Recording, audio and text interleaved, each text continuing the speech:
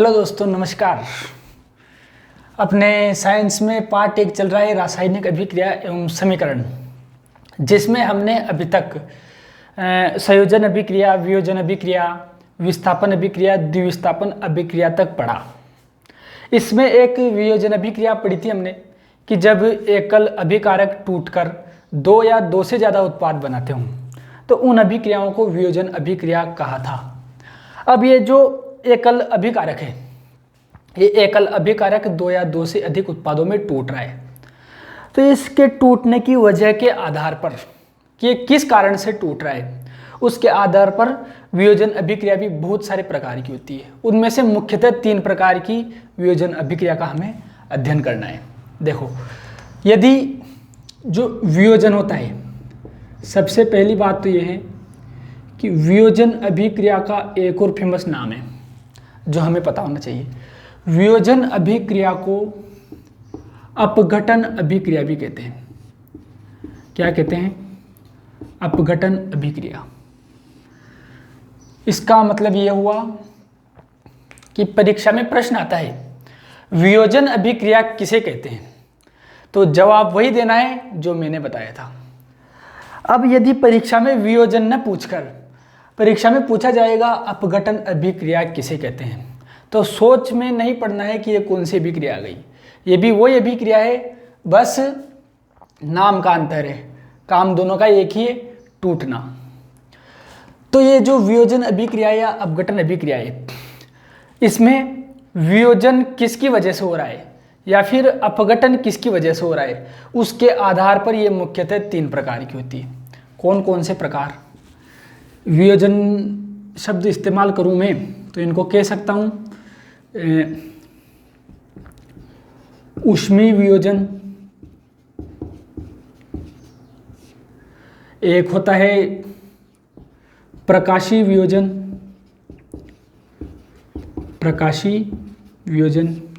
और एक होता है ऊष्मीय वियोजन, प्रकाशीय वियोजन, एक होता है विद्युतीय वियोजन। देखो, विद्युत अपघटन अभिक्रिया के 3 प्रकार बताए मैंने, ऊष्मीय वियोजन, प्रकाशीय वियोजन और विद्युतीय वियोजन। नाम से अर्थ निकालने की कोशिश करो। अगर मैं नाम से अर्थ निकालूं तो पहली अभिक्रिया की परिभाषा क्या बनेगी? ऊष्मीय वियोजन, ऊष्मा के द्वारा होने वाला वियोजन, ऊष्मीय वियोजन। प्रकाशीय वियोजन, प्रकाश के द्वारा होने वाला वियोजन, प्रकाशीय वियोजन। और विद्युत वियोजन, विद्युत के द्वारा होने वाला वियोजन, विद्युत वियोजन। कुल मिला के वियोजन ऊष्मा के द्वारा हो रहा है, ऊष्मीय वियोजन, वियोजन प्रकाश के द्वारा हो रहा है, प्रकाशीय वियोजन, और वियोजन विद्युत के द्वारा हो रहा है, तो विद्युत वियोजन। तो अपना हेडिंग होगा वियोजन या फिर अपघटन अभिक्रिया के प्रकार। क्या हेडिंग लगाना है? वियोजन या फिर अपघटन अभिक्रिया के प्रकार। ये हेडिंग लगाने के बाद में ये तीनों प्रकार लिख लेने, ऊष्मीय वियोजन, प्रकाशीय वियोजन और विद्युत वियोजन। ये लिखने के बाद में छोटा हेडिंग लगाना है ऊष्मीय वियोजन। फिर ऊष्मीय वियोजन में लिखना है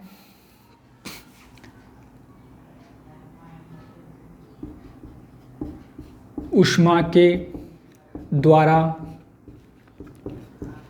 होने वाला वियोजन। ऊष्मा के द्वारा होने वाला वियोजन ऊष्मीय वियोजन कहलाता है। ठीक है, क्या लिखना है? ऊष्मा के द्वारा होने वाला वियोजन ऊष्मीय वियोजन कहलाता है। इसके बाद ऊष्मीय वियोजन की कोई एक समीकरण या फिर अभिक्रिया लिख लेते हैं हम, उदाहरण के तौर पर, जैसे कि ये CaCO3 है, कैल्शियम कार्बोनेट। इसका वियोजन करना है, इसको तोड़ना है। तोड़ना किसके द्वारा? ऊष्मा के द्वारा।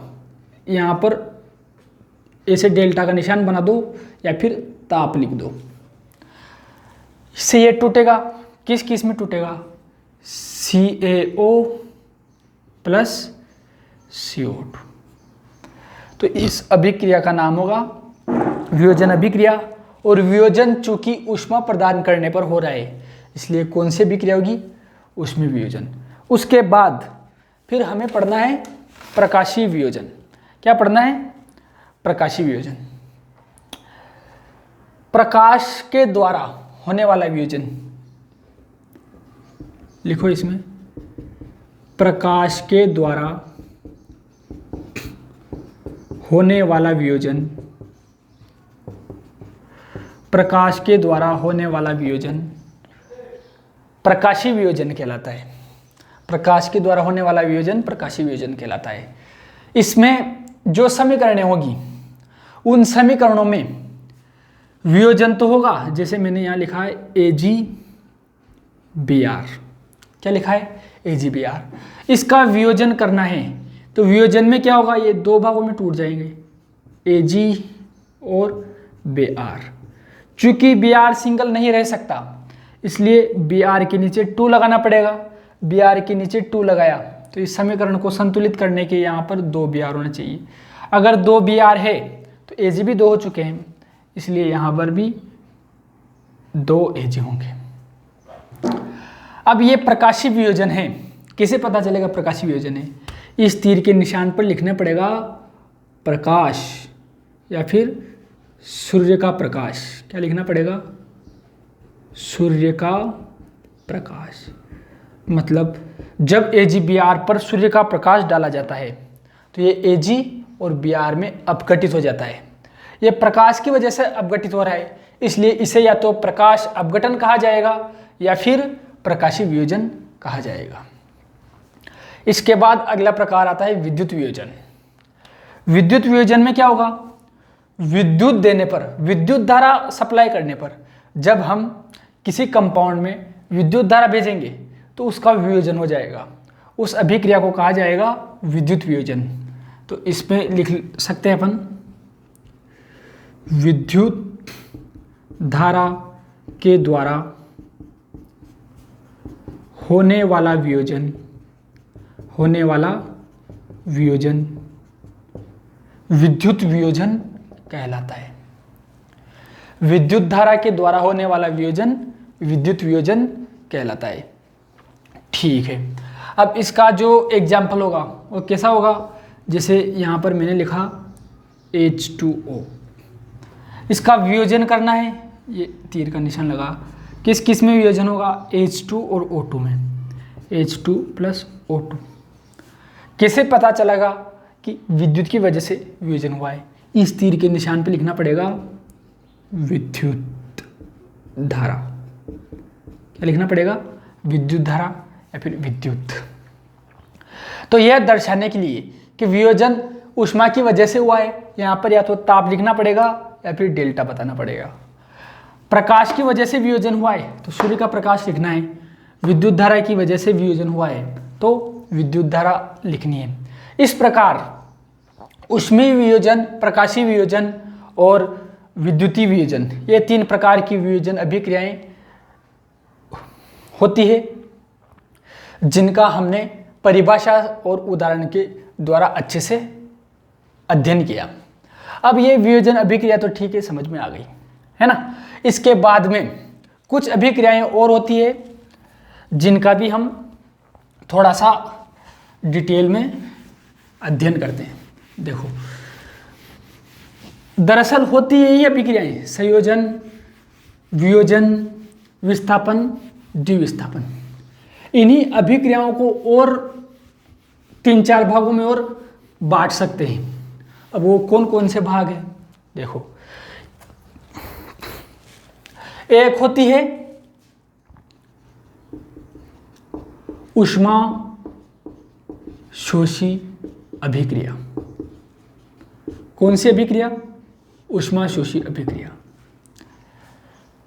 नाम से पता चल रहा होगा, ऐसी अभिक्रिया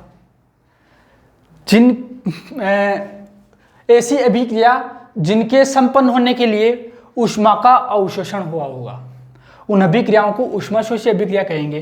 तो इसकी परिभाषा बनेगी, ऐसी अभिक्रियाएं ऐसी अभिक्रियाएं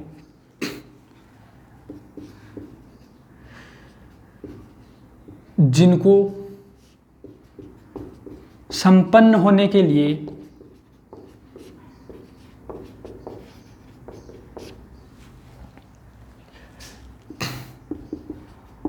ऊष्मा का अवशोषण होता है, ऊष्मा का अवशोषण होता है, ऊष्माशोषी अभिक्रिया कहलाती है। ऊष्माशोषी ऐसी अभिक्रियाएं जिनके संपन्न होने के लिए, लिख लो अच्छा रहेगा, ऐसी अभिक्रियाएं जिनके संपन्न होने के लिए ऊष्मा का अवशोषण होता है, ऊष्माशोषी अभिक्रिया कहलाती है। ऊष्माशोषी अभिक्रिया कहलाती है। जैसे कि ये कैल्शियम, वो पहले वाले एग्जाम्पल लिख लेते हैं, कैल्शियम कार्बोनेट, जब ये ऊष्मा का अवशोषण करेगा, जब इसे ताप मिलेगा, तब ये कैल्शियम ऑक्साइड और कार्बन डाइऑक्साइड में टूट जाएगा। लेकिन इस अभिक्रिया को पूरा होने के लिए ताप की जरूरत पड़ रही है, ऊष्मा का अवशोषण करके ही टूट रहा है, इसलिए अभिक्रिया कौन सी अभिक्रिया कहलाएगी? ऊष्माशोषी अभिक्रिया। यह तो ऊष्माशोषी अभिक्रिया हो गई। एक अभिक्रिया होती है ऊष्माक्षेपी अभिक्रिया। कौन सी? ऊष्माक्षेपी अभिक्रिया। ये कौन सी अभिक्रिया है? देखो, इसका उल्टा, ऐसी अभिक्रियाएं जिनमें संपन्न होने के लिए ऊष्मा का अवशोषण होता है तो उन्हें कहा जाएगा ऊष्माशोषी अभिक्रिया। लेकिन वे अभिक्रियाएं जिनके संपन्न होने के बाद ऊष्मा का उत्सर्जन होता है, ऊष्मा का उत्सर्जन होता है, उन अभिक्रियाओं को ऊष्माक्षेपी अभिक्रिया कहेंगे। लिखो इसमें, ऐसी अभिक्रियाएं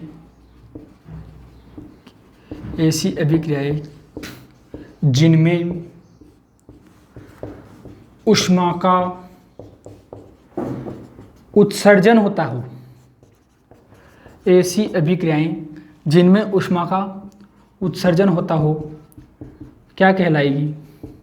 क्या कहलाएगी? ऊष्माक्षेपी अभिक्रियाएं कहलाती है। क्या कहलाती है? ऊष्माक्षेपी अभिक्रिया कहलाती है। ऊष्मा का उत्सर्जन हो रहा है, मतलब इधर ऊष्मा भी बन रही है। समीकरण लिखता हूँ, समझ में आ जाएगा। देखो, जैसे ये कैल्शियम ऑक्साइड है, इसकी क्रिया जल से कराते हैं, मतलब जब इसमें जल मिलाया जाता है तो क्या बनेगा?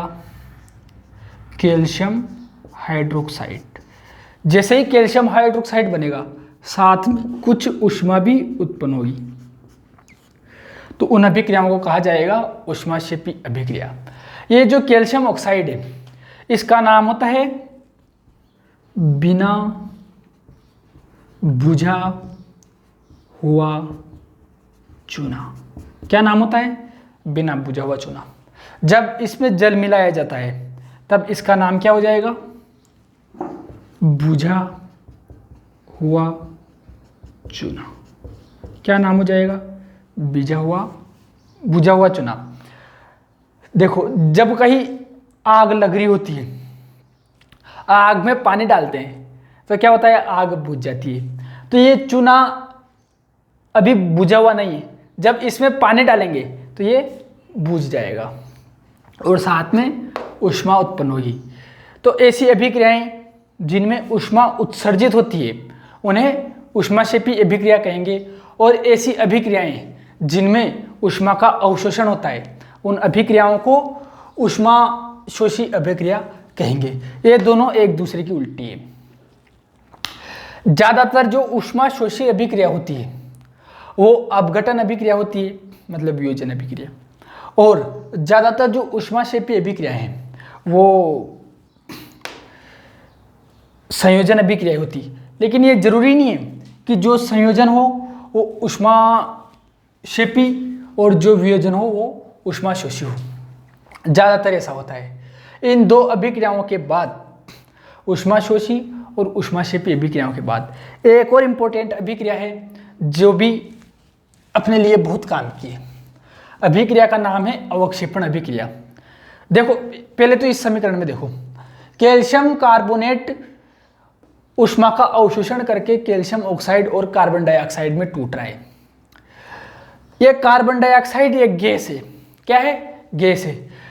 तो जो गैस बनती है वो गैस बनने के बाद वातावरण में मुक्त होगी, और वातावरण में मुक्त होगी तो इसे हम ऐसे तीर का निशान करके भी बता सकते हैं।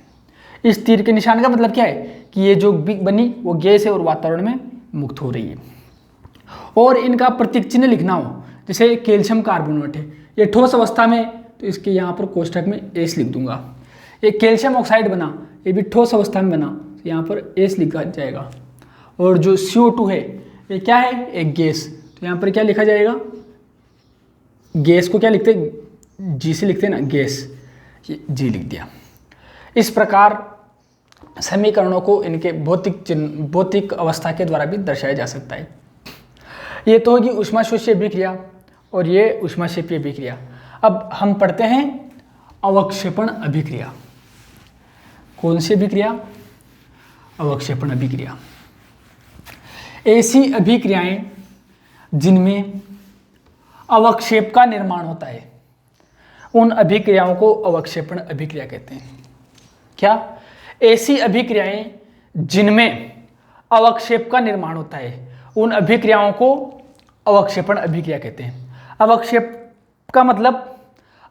का मतलब अभिक्रिया के दौरान कोई ठोस पदार्थ बनेगा जो उस पात्र के पेंदे में जम जाएगा, उसको अवक्षेप कहा जाएगा। वो ठोस होगा, ऐसा कैसे दिखेगा? तो उन अभिक्रियाओं को कौन सी अभिक्रिया कहेंगे? उन अभिक्रियाओं को कहा जाएगा अवक्षेपण अभिक्रिया। क्या कहा जाएगा? अवक्षेपण अभिक्रिया। अब जो ये अवक्षेपण अभिक्रिया, पहले इसकी परिभाषा लिख लो। अवक्षेपण अभिक्रिया, जैसा नाम वैसे ही काम। ऐसी अभिक्रियाएं जिनमें अवक्षेप का निर्माण होता है, ऐसी अभिक्रियाएं जिनमें अवक्षेप का निर्माण होता है, अवक्षेपण अभिक्रिया कहलाती है। अवक्षेपण अभिक्रिया कहलाती है।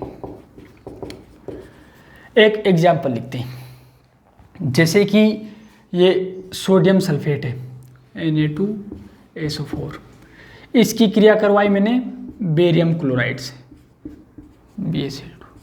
क्या बनेगा? सोचो, इससे क्या बनेगा? Na2SO4 है, BaCl2 है। पहले ये बताओ कौन सी प्रकार की अभिक्रिया दिख रही है? तो ये भी एक आयन है, इसमें भी मतलब ऋण आयन है, धन आयन है, इसमें भी ऋण आयन धन आयन है। ये भी एक कंपाउंड है, ये भी कंपाउंड है। इनमें आयनों का आदान प्रदान होगा, इसलिए द्विविस्थापन अभिक्रिया होगी। आयनों का आदान प्रदान होगा तो Na के साथ में SO4 है। अब SO4 हट के कौन आ जाएगा? Cl। क्या बनेगा? NaCl। और साथ में Ba के साथ में कौन आ जाएगा?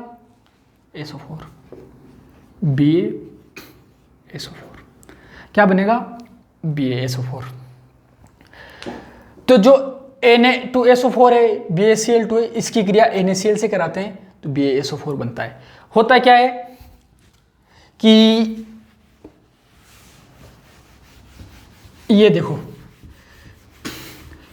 हम जो क्रिया कराते हैं ना, मैं कह रहा हूं कि Na2SO4 की क्रिया BaCl2 से कराई, तो ये Na2SO4 क्या है? ये एक जली विलयन है, और BaCl2 भी क्या है?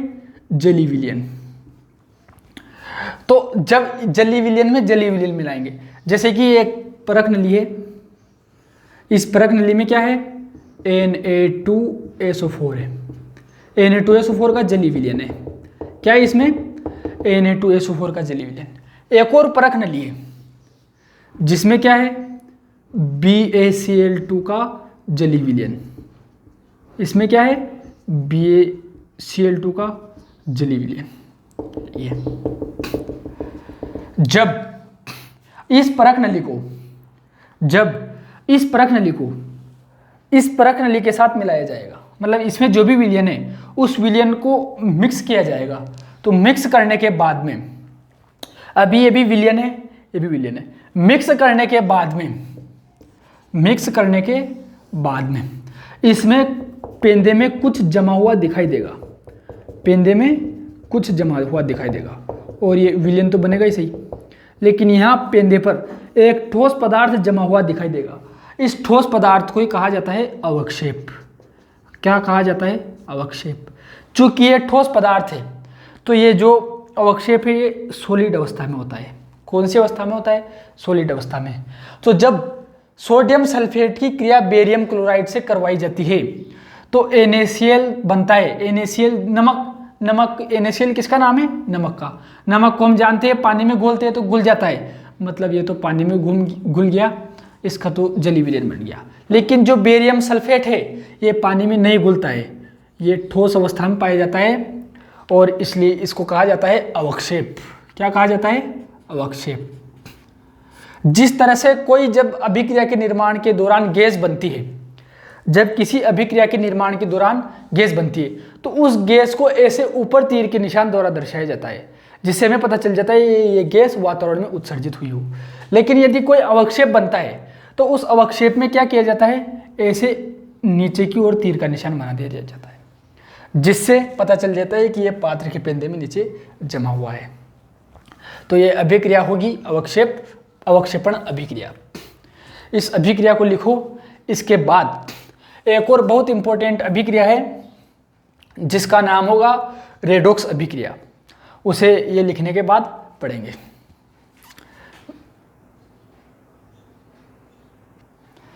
चलो अब पढ़ते हैं रेडॉक्स अभिक्रिया। रेडॉक्स अभिक्रिया। रेडॉक्स अभिक्रिया इसे पहले नहीं पढ़ेंगे। इसे पढ़ने से पहले हम छोटी छोटी दो अभिक्रिया पढ़ेंगे। एक होगी उपचयन अभिक्रिया और एक होगी अपचयन अभिक्रिया। क्या क्या नाम है? उपचयन अभिक्रिया और अपचयन अभिक्रिया। ठीक है, क्या क्या नाम है? उपचयन अभिक्रिया और अपचयन अभिक्रिया। तो पहले ये जानने की कोशिश करें कि उपचयन अभिक्रिया किसे कहते हैं। देखो, ऐसी अभिक्रियाएं जिनमें ऑक्सीजन जुड़ती हो वो अभिक्रिया क्या कहलाएगी? उपचयन अभिक्रिया। क्या कहलाएगी? उपचयन अभिक्रिया। मतलब ऑक्सीजन का जुड़ना। ऑक्सीजन का जुड़ना क्या है? उपचयन। अपचयन क्या होगा? ऐसी अभिक्रियाएं जिनमें हाइड्रोजन जुड़ता हो अपचयन अभिक्रिया कहलाती है। क्या जुड़ता हो? हाइड्रोजन। हाइड्रोजन का जुड़ना क्या कहलाएगा? अपचयन। ऑक्सीजन का जुड़ना कैसे? जैसे कि यह है जिंक। कौन है? जिंक। इसकी क्रिया O2 से कराऊं तो इसमें ये ऑक्सीजन जुड़ जाएगी। अब क्या बनेगा? ZNO। क्या बनेगा? ZNO। तो जिंक में ऑक्सीजन जुड़ रहा है, इसलिए यह कौन सी अभिक्रिया है? उपचयन अभिक्रिया। अपचयन, हाइड्रोजन का जुड़ना। हाइड्रोजन का जुड़ना क्या है? अपचयन। कैसे? जैसे कि ये C है, चलो C हटाओ, ये N2 प्लस H2। N2 में जब हाइड्रोजन जोड़ेंगे तो क्या बनेगा? NH3। क्या बनेगा? NH3।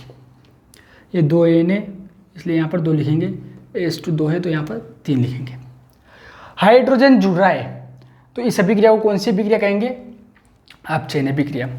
ऑक्सीजन जुड़ती है तो उपचयन अभिक्रिया। हाइड्रोजन जुड़ती है तो उसे अपचयन अभिक्रिया।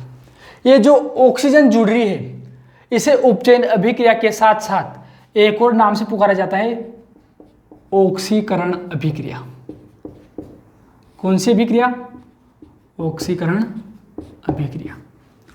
मतलब ऐसी अभिक्रियाएं जिनमें ऑक्सीजन जुड़ती है उन्हें या तो ऑक्सीकरण अभिक्रिया कहेंगे, ऑक्सीकरण अभिक्रिया नहीं कहेंगे तो फिर उपचयन अभिक्रिया कहेंगे।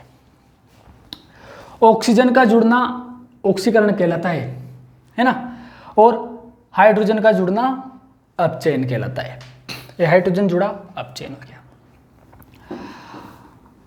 ऑक्सीजन तो जुड़ता है, लेकिन यदि हाइड्रोजन निकलता है, हाइड्रोजन निकलता है तो उसे भी क्या कहा जाएगा?